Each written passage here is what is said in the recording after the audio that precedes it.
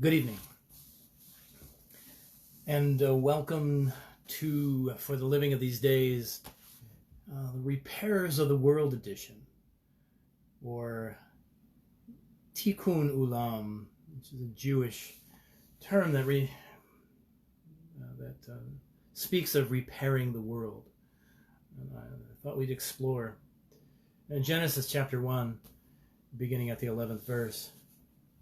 And God said, "Let the earth bring forth grass and herb yielding seed, and the fruit tree yielding fruit after his kind, and whose seed is in itself upon the earth." And it was so. And the earth brought forth grass and herb and yielding seed after his kind, and the tree yielding fruit whose seed was in itself and after his kind. And God saw that it was good. In the evening, in the morning, were the third day.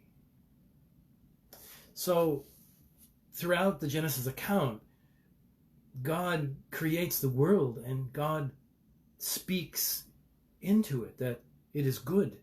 And so, to live into this Jewish concept of Tikkun Olam, to be repairers of the world, to seek harmony in balance, I thought we'd just meditate on that for a minute, because in this concept of Tikkun Olam, it answers the question of why we were born in a broken world and what we are to do about it. This world is broken. There is broken relationships and divisions and wars and rumors of wars. In the midst of that, we are to be the repairers of the world. Tikkun Olam is a profound Jewish concept. It kind of places the intersection of mysticism and activism. And Christianity has the same. Tikkun means to repair, to improve. Olam means the entire world. In Jewish teaching, any activity that improves the world, bringing it closer to the harmonious state which it was created, is considered Tikkun Olam. Living in the words of God creating, and God said it is good. Tikkun Olam implies that while the world is innately good, its creator purposely left room for us to improve upon God's work. Tikkun Olam, in the Jewish teachings, any activity that improves the world, all human activities are opportunities to fulfill this mission. And every human being can be involved in Tikkun Olam, in the understanding in the Jewish context, which I would put it within our religious context as Christians or any religious context, is that we are repairers of the breach. We are repairers of this world. And so any child or adult or student or entrepreneur or artist, a caregiver, political activist, environmentalist, or just another one of us struggling to keep afloat can participate in Tikkun Olam. We do it with small acts of generosity and good that make this world better. Tikkun as repair. And in the early Mishnah writings in the Jewish text, it has a range of meanings. Tikkun: improve, fix, repair, prepare, set up, or just do something with it. Tikkun could be used to describe straightening a crooked rod, maintaining a roadway, cutting through to hope. Olam in biblical Hebrew connotes all of time. In Hebrew, it came to mean the world.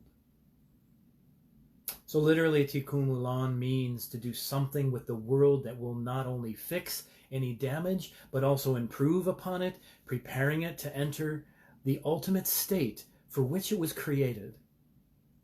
And in that creation, God created the world in harmonious balance. Our goal is to get back to the garden.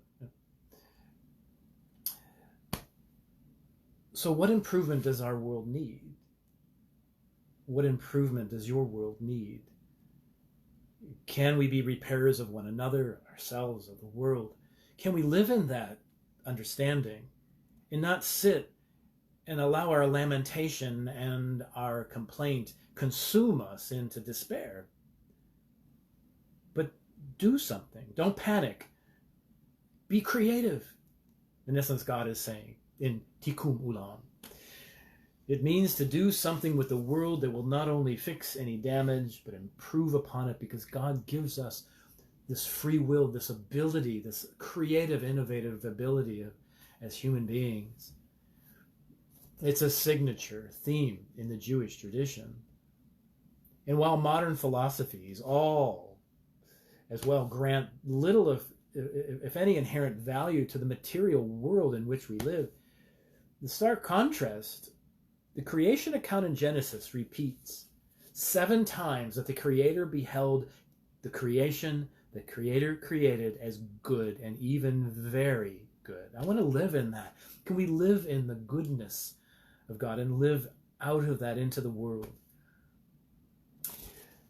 so that the Creator values our world and our work to improve it as a motif that resounds throughout all the prophets and all the writings, and in Christ himself.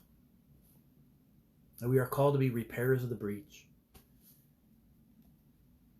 Says the prophet Isaiah, God formed this world to be settled, living in an age when war and conquest was glorified and is glorified. The prophet Isaiah describes an era of the future when all nations, they'll beat their swords into plowshares and their spears into pruning hooks. Nation shall not lift up sword against nation, neither shall they learn war anymore. And so, how shall we live into that goodness? It is a question of how we become the beloved community, as King laid out in his message and his life. What is the common good? And how we live into that common good and embrace it and live it and breathe it, to be the change that we want to see in the world, to be the Tikkun Ulam, to be the repairers in this world and not the destroyers of this world. The Mishnah teaches, as I continue to read more deeply into Tikkun Ulam, the Mishnah teaches that each person is an entire world in and of themselves. That each person is an entire world. So any tikkun made in that world reverberates through all the rest of the world. Each tikkun has the potential to change everything. Do you think that one act of kindness in your day could change the world? It changed somebody's world, and if they are an entire world of them in and of themselves, how to live with generosity, to live in love and compassion. What would a community of Tikkun Ulam look like, sound like, act like, pray like, live like? There's something I've been meditating on this week. Oh, to be repairers of the world, to see every human being as a world that God created, and in that world God said, she is good, he is good. And God also gives us room to improve God's creation. So this is a deeper meaning that takes us more deeply, that we take the God which is hidden and reveal that God in the world. Harmony. Isaiah chapter 58, beginning at the 11th verse. The Lord will guide you continually and satisfy your needs in parched places, and make your bones strong, and you shall be like a watered garden, like a spring of water whose waters never fail. Your ancient ruins shall be rebuilt. You shall raise up the foundations of many generations. You shall be called the repairer of the breach. the restorer of streets to live in. So let our lamentation give birth to the work of Tikkun Olam. Let us commit to be people of repairers of the breach, as Isaiah lays forth. Can we be so prophetic, to live so prophetically, to see every human being as a world that God created good, and to find that good within them, and to help reveal that God, the image of God in them, that. So let us commit to be Tikkun Olam people, a community of repairers of our time, our relationships, our creation, our universe, ourselves. Again, to reiterate, the Mishnah teaches that each person is an entire world. Meditate on that. Any tikkun made in that world reverberates through all the rest of the world. You save one person, you save the world. You love one person, you love the world. So, I invite us to meditate more deeply on how each of us can participate in the repairs of this world with simple acts of kindness, of love. Mother Teresa laid that out. You save the world by one. Just one act of kindness can change the world. Be the change, as Gandhi said. Be the change that you wish to see in the world. And let's get to work. Until we meet again, peace.